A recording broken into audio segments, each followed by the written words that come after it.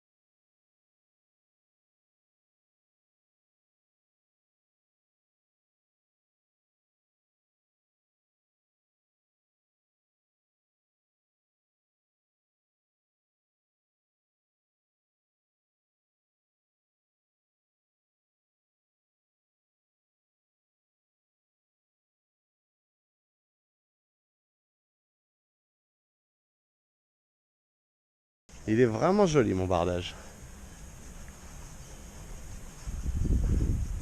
Oui, j'avoue qu'étant donné le temps que j'y ai passé, il est vraiment joli. Bon, il n'est pas parfait, mais ça, c'est parce que j'ai découvert que les planches de coffrage ne font pas la taille annoncée.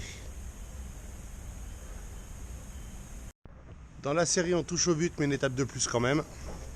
J'ai fixé les serrures. Il faut voir qu'elles sont vissées là.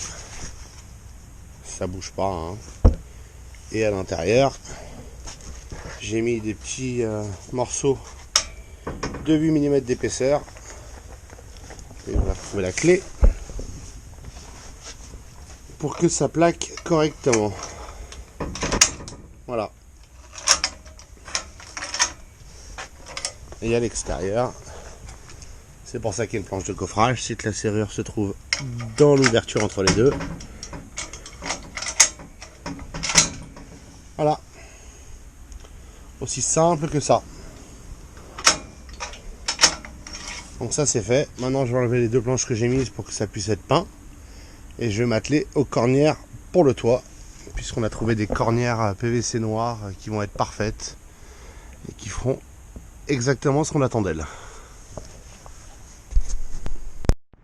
Voilà, le range-bûche touche à sa fin presque.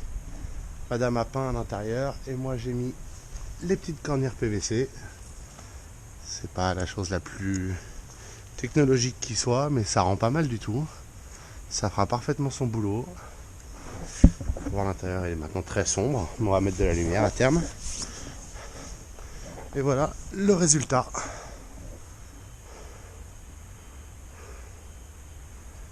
Ça rend pas trop mal.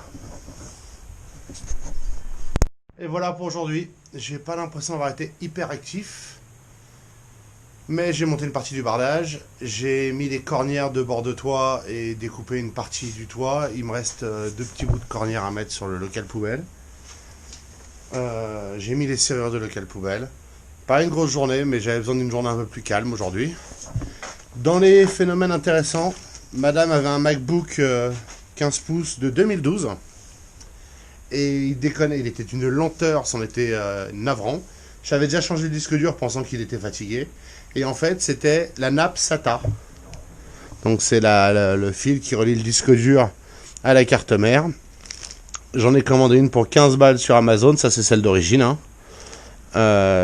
que j'ai démontée, puisque je l'ai changée par la version qu'on a reçue à 15 balles.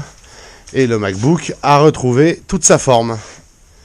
Donc si jamais vous avez ce problème, vous en entendez parler, voilà un truc dont on parle pas beaucoup, c'est les nappes de disque dur qui fatiguent sur les MacBooks. Pas terrible. Voilà, c'est toujours le bordel sur mon établi. Je pense que j'essaierai de le ranger un peu demain. J'ai encore quelques projets à faire.